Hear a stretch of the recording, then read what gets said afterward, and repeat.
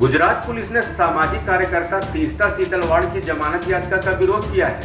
Gujarat police का दावा है कि तीस्ता सीतलवाड़ 2002 के गुजरात दंगों के बाद राज्य में बीजेपी सरकार को बर्खास्त करने के लिए दिवंगत कांग्रेस नेता अहमद पटेल के इशारे पर रची गई साजिश का हिस्सा थी।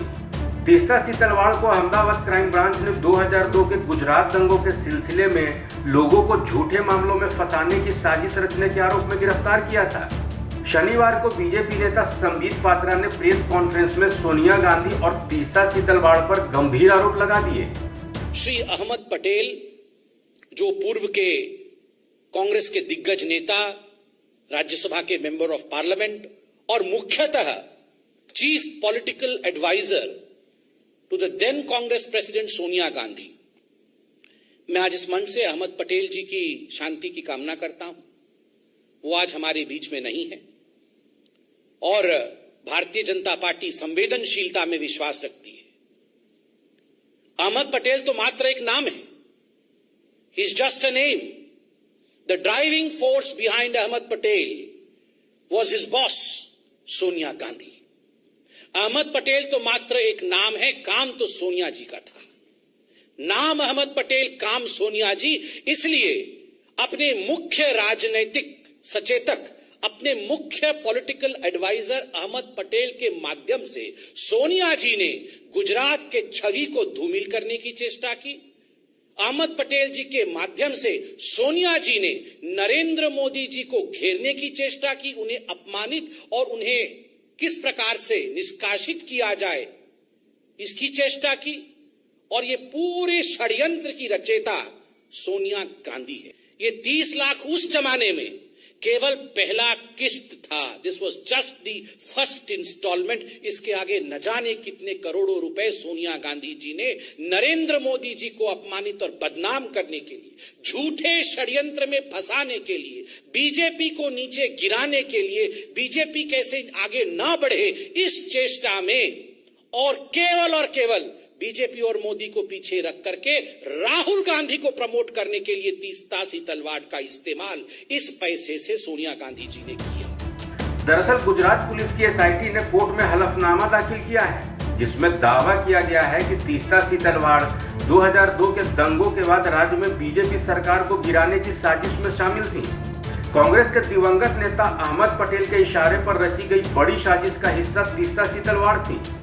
इसी हलफनामे के आधार पर बीजेपी ने कांग्रेस और तीस्ता सीतलवाड़ पर गंभीर आरोप लगाए हैं। बीजेपी का आरोप है कि गुजरात की छवि खराब करने की साजिश तीस्ता सीतलवाड़ और उनके सहयोगियों ने अहमद पटेल के कहने पर रची थी। उस समय अहमद पटेल कांग्रेस अध्यक्ष सोनिया गांधी के राजनीतिक सलाहकार थे। बता दें कि पिछले महीने सुप्रीम कोर्ट ने गुजरात दंगों के मामले में तत्कालीन सीएम नरेंद्र मोदी और अन्य को क्लीन चिट बरकरार रखा था। इसके बाद गुजरात पुलिस ने तीस्ता सीतलवाड़ को गिरफ्तार कर लिया था। भारतीय अर्थव्यवस्था को तगड़ा झटका पहुंचा है। देश की विदेशी मुद्रा भंडार में भारी गिरावट दर्ज की गई है। सोने के भंडार में भी पिछले हफ्ते के मुकाबले बड़ी गिरावट आई है, जबकि डॉलर के मुकाबले रुपए में भी कमजोरी आई है। भारतीय रिजर्व बैंक की ओर से जारी आंकड़ों से इस बात की तस्दीक हुई है कि पिछले 15 महीनों में भारतीय विदेशी मुद्रा भंडार अपने सबसे कम स्तर पर पहुंच चुका है। 8 जुलाई को खत्म हुए सप्ताह में विदेशी मुद्रा भंडार में 8 अरब डॉलर की गिरावट आई है, जिसके बाद अब ये गिरकर 580.25 अरब डॉलर हो गया है। इसमें गिरावट का सिलसिला उससे पहले से भी जारी था। ताजा दर्ज गिरावट से पहले वाले सप्ताह में भी ये 5 अरब डॉलर कम हुआ था, जबकि 1 अप्रैल को विदेशी मुद्रा भंडार में 11.17 अरब डॉलर की गिरावट दर्ज की गई थी। भारत के विदेशी मुद्रा भंडार में आ रही इस गिरावट को लेकर रिजर्व बैंक ऑफ इंडिया के आंकड़ों से पता चलता है कि इस गिरावट के पीछे कारण FCA यानी फॉरेन करेंसी एसेट्स में आई गिरावट है। FCA दरअसल गोल्ड रिजर्व और पूरे रिजर्व का ही हिस्सा है। RBI के आंकड़े बताते हैं कि 1 जुलाई को खत्म हुए सप्ताह में विदेशी मुद्रा भंडार में 5.008 अरब डॉलर की गिरावट दर्ज की गई थी, जिसके बाद ये 588.25 अरब डॉलर ही रह गया था। जबकि उसके बाद 8 जुलाई को खत्म हुए सप्ताह में भी इसमें गिरावट का सिलसिला जारी रहा और भारत का विदेशी मुद्रा भंडार गिरकर 580.25 अरब डॉलर हो गया है। इसके अलावा भारत के गोल्ड रिजर्व में भी गिरावट दर्ज की गई है। इससे जुड़े ताजा डेटा से पता चलता है कि भारत का गोल्ड रिजर्व 40.42 अरब डॉलर से घटकर 39.19 अरब डॉलर रह गया है। फॉरेन रिजर्व और गोल्ड रिजर्व में गिरावट के साथ साथ डॉलर के मुकाबले भारतीय रुपया भी लगातार कमजोर होता जा रहा है। 15 जुलाई के ताजा अपडेट्स के मुताबिक प्रति डॉलर के मुकाबले भारतीय रुपया 79 रुपए 96 पैसे के रिकॉर्ड निचले स्तर पर था। ये वित्त वर्ष 2022-23 के मुकाबले 5% तक कम है। ऐसा होने के पीछे के कारणों को लेकर आर्थिक विशेषज्ञों का मानना है कि वैश्विक मंदी के बढ़ते खतरे की वजह से ऐसा हो रहा है, जिससे रुपया भी प्रभावित हुआ है। पिछले 20 सालों के रिकॉर्ड्स बताते हैं कि ऐसा पहली बार हुआ है जब डॉलर के मुकाबले यूरो भी कमजोर हुआ है। ऐसे आर्थिक हालात में निवेशकों ने अपना निवेश रुपए से निकालकर डॉलर में करना शुरू कर दिया है, जिससे रुपए को तगड़ा झटका लगा और डॉलर के मुकाबले उसकी स्थिति और कमजोर दर्ज की गई है। भारत की ऐसी आर्थिक स्थिति पर आरबीआई गवर्नर शक्तिकांत दास समेत आरबीआई के तमाम अधिकारियों की ओर से आश्वासन आया है कि आरबीआई रुपए की व्यवस्थित चाल को सुनिश्चित करेगा। इस सिलसिले में 6 जुलाई को आरबीआई की ओर से आए एक ताजा बयान में बताया गया था कि बाहरी झटके के खिलाफ बफर प्रदान करने के लिए उसके पास पर्याप्त स्तर पर विदेशी मुद्रा का भंडार है। हालांकि इस बीच जापान की प्रसिद्ध economic growth rating agency Nomura ने भारत का ग्रोथ रेट भी घटा दिया है, जो इस बात का साफ संकेत है कि संभावित तौर से भारत भी आर्थिक मंदी की चपेट में आ सकता है। भारत में कोरोना वायरस का कहर लगातार बरकरार है। देश में नए मामलों की रफ्तार कम होने का नाम नहीं ले रही है। देखा जाए तो भारत में फिलहाल कोरोना की रफ्तार कंट्रोल में है, लेकिन रोजाना सामने आने वाले नए मामलों में उतार चढ़ाव जारी है। ऐसे में लगातार ये तीसरा दिन है जब शनिवार को एक बार फिर 20,000 से ज्यादा मामले दर्ज किए गए हैं। स्वास्थ्य मंत्रालय की तरफ से जारी आंकड़ों के मुताबिक पिछले 24 घंटे में 20,044 नए कोविड मामले सामने आए हैं। वहीं 56 लोगों की कोरोना से मौत हुई है। नए मामले सामने आने के बाद देश में अब तक कोरोना संक्रमितों की संख्या 4,37,30,071 हो गई है। 56 लोगों की कोरोना से मौत के बाद कोरोना से मरने वालों की संख्या 5,25,660 हो गई है।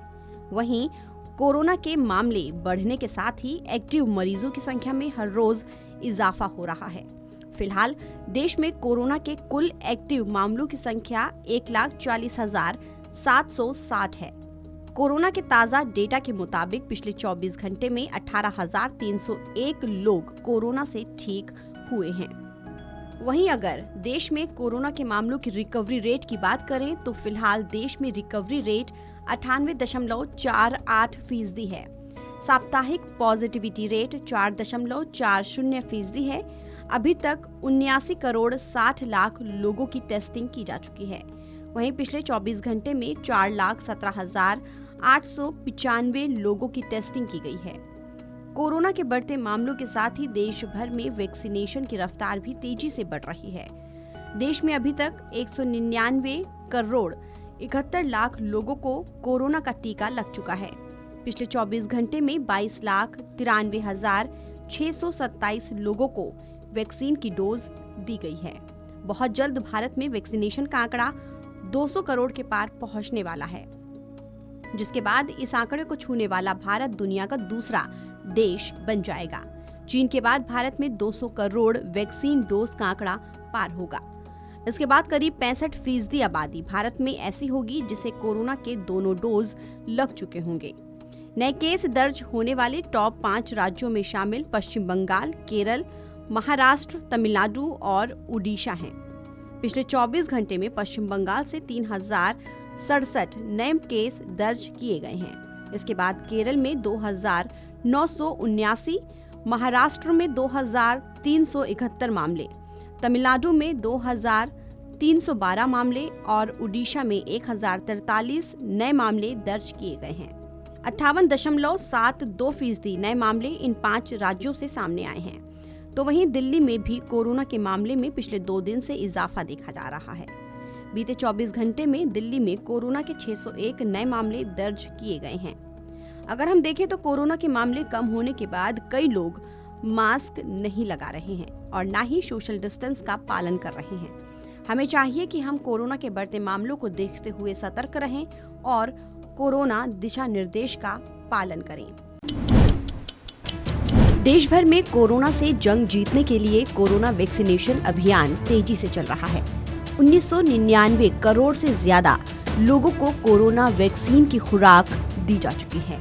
लेकिन इस बीच कोरोना महामारी के चलते नियमित स्वास्थ्य सेवाएं बाधित होने और टीकाकरण को लेकर गलत सूचनाओं के प्रसार की वजह से बच्चों के नियमित टीकाकरण पर भी असर देखने को मिल रहा है। हालात ये है कि बच्चों को लगने वाले नियमित टीकों की डोज उन्हें नहीं मिल पा रही है। नियमित टीकाकरण न होने वाले बच्चों की संख्या दुनिया भर में करीब 2 करोड़ 50 लाख है। जिन बच्चों को डिप्थीरिया, टेटनस और काली खांसी जैसे रोगों से बचाव के लिए नियमित टीकाकरण नहीं हो पाया है, जो आने वाले वक्त में बच्चों के स्वास्थ्य के लिए हानिकारक साबित हो सकता है। ये खुलासा विश्व स्वास्थ्य संगठन और संयुक्त राष्ट्र बाल आपात कोष की ओर से शुक्रवार को पेश की गई एक नई रिपोर्ट में कहा गया है। उनके आंकड़ों के मुताबिक पिछले साल करीब 2 करोड़ 50 लाख बच्चों का डिप्थीरिया, टेटनस और काली खांसी जैसे रोगों से बचाव के लिए टीकाकरण नहीं हुआ है।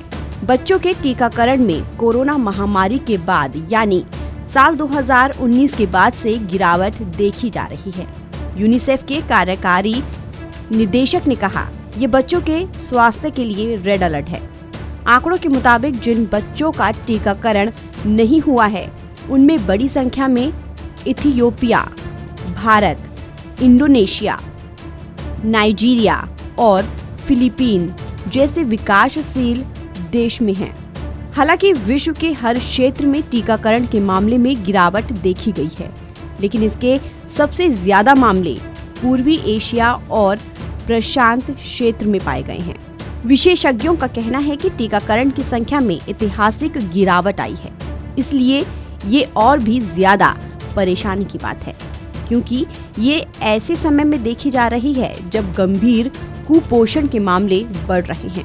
कुपोषित बच्चों की रोग प्रतिरोधी प्रणाली आमतौर पर कमजोर होती है और खसरा जैसी बीमारी उनके लिए घातक हो सकती है। वैज्ञानिकों ने कहा है कि टीकाकरण की दर में कमी की वजह खसरा और पोलियो जैसी रोकी जा सकने वाली बीमारियों का संक्रमण देखा गया। WHO और उसके साझेदारों ने मार्च 2020 में कोविड-19 की वजह से देशों से अपने पोलियो उन्मूलन प्रयास निलंबित करने को कहा था। इसके बाद से 30 से ज्यादा देशों में पोलियो के मामलों में बढ़ोतरी पाई गई। कहीं ऐसा तो नहीं कि कोरोना महामारी से जंग लड़ते लड़ते स्वास्थ्य विभाग बच्चों की जिंदगियों के साथ खिलवाड़ कर गया, जो आने वाले वक्त में हमारे लिए मुसीबत बन सकता है। देश के बड़े हिस्से में भारी बारिश की वजह से कई राज्यों में बाढ़ के हालात बने हुए हैं। गुजरात में बारिश और बाढ़ की वजह से 90 से ज़्यादा लोगों की जान चली गई है। गुजरात में भारी बारिश से आई बाढ़ के कारण हालात और ज़्यादा खराब होते जा रहे हैं। भारी बारिश के कारण पिछले 24 घंटे में डूबने, दीवार गिरने और करंट लगने से 11 और लोगों की मौत हो गई। गुजरात सरकार ने दक्षिण गुजरात के डांगा, नवसारी और वलसाड़ के साथ कच्छ में 4 राष्ट्रीय राजमार्गों को बंद कर दिया है। इसके बावजूद शुक्रवार को मरने वालों की संख्या 54 हो गई, क्योंकि इस क्षेत्र में भारी बारिश जारी है। अब तक 14,000 से ज़्यादा लोग अस्थायी आश्रयों में रह रहे हैं। आपको बता दें, गुजरात में बारिश से नवसारी के लोगों को काफ़ी दिक्कतों का सामना करना पड़ रहा है। लोग घरों में कैद है, बस रेस्क्यू टीम से ही आसरा है। लोगों के सामने घरों में कैद होने की ऐसी मजबूरी इसलिए है क्योंकि उनके घरों में पानी घुस चुका है। मदद के लिए पहुंची रेस्क्यू टीम ने कुछ लोगों को जमीन के रास्ते तो कुछ को हेलीकॉप्टर की मदद से बचाया है। बारिश ने पूरे नवसारी जिले को डुबो दिया है। क्या सड़कें, क्या घर, क्या मकान और क्या दुकान, सब कुछ सैलाब में डूबा हुआ है। बता दें, सड़कों पर पानी की वजह से नवसारी में दिल्ली मुंबई नेशनल हाईवे बंद हो गया है, जिससे लंबा जाम लगा हुआ है। वलसाड़ में और भी बुरे हालात हैं। शहर में पानी भरा है, लोग सैलाब के बीच सांसें ले रहे हैं। सड़कों पर गाड़ियों की जगह नावें तैर रही हैं। इंडियन एक्सप्रेस की एक खबर के मुताबिक गुजरात के राजस्व मंत्री राजेंद्र त्रिवेदी ने कहा है कि बाढ़ के कारण 4 स्थानों पर राष्ट्रीय राजमार्ग बंद करने के अलावा 20 राज्य मार्ग, 24 अन्य सड़कें और 422 पंचायत सड़कें बंद कर दी गई हैं। गुरुवार तक महाराष्ट्र को जोड़ने वाले कच्छ, डांगा और नवसारी में राष्ट्रीय राजमार्ग बंद थे। राजस्व मंत्री राजेंद्र त्रिवेदी ने कहा कि पिछले 24 घंटे में डूबने, दीवार गिरने और करंट लगने से 11 और लोगों की मौत हो गई। जानकारी के लिए बता दें, गुजरात के करीब 8 जिले बाढ़ और बारिश से प्रभावित हैं, जबकि 90 से ज़्यादा लोगों को अपनी जान गंवानी पड़ी है। लेकिन कुदरत का कहर थमने का नाम नहीं ले रहा। जबकि भारत मौसम विज्ञान विभाग ने शनिवार को वलसाड़ और डांगा जिलों के लिए रेड अलर्ट जारी किया है। त्रिवेदी ने कहा कि पुराना और अंबिका नदियां 3 जगहों पर उफान पर हैं। वेरवाल में पुराना नदी का स्तर 23 फीट तक बढ़ गया है, जो एक हाई अलर्ट की स्थिति है। बहरहाल यह घटकर 18 फीट रह गया है। इस तरह महोबा में पुराना नदी 13.41 मीटर पर बह रही है, जो अब 13 मीटर है। इसी तरह सोनवाड़ी के पास अंबिका नदी भी 8.53 मीटर पर बह रही थी, लेकिन वर्तमान में ये 6.3 मीटर पर है। गौरतलब है कि गुजरात के दक्षिणी हिस्से में पिछले एक हफ्ते से हो रही भारी बारिश के कारण बाढ़ की स्थिति है। नदियों में उफान के कारण निचले इलाकों में रहने वाले हजारों लोगों को बहुत ज़्यादा समस्याओं का सामना करना पड़ रहा है। गुजरात में इस सीजन की औसत 50% बारिश हो गई है। कच्छ में औसत के मुकाबले 98%, सौराष्ट्र में 52%, दक्षिण गुजरात में 65%, मध्य गुजरात में 28% बारिश हुई है। आपको बता दें, पिछले 50 साल में 7 बार जुलाई में 16 इंच से ज़्यादा बारिश हुई है। इस साल जुलाई के 14 दिनों में ही 16 इंच बारिश हो गई है। बता दें, दक्षिण गुजरात में लगातार बारिश होने से बाढ़ के हालात पैदा हो गए हैं। 8 जिले जूनागढ़, गिर, सोमनाथ, भावनगर, सूरत, तापी, डांगा, नवसारी और वलसाड़ में रेड अलर्ट है। नवसारी, वलसाड़ और डांगा में कभी तेज तो कभी धीमी बारिश का दौर अभी भी जारी है। इस खबर में फिलहाल इतना ही। बने रहिए वन इंडिया हिंदी के साथ।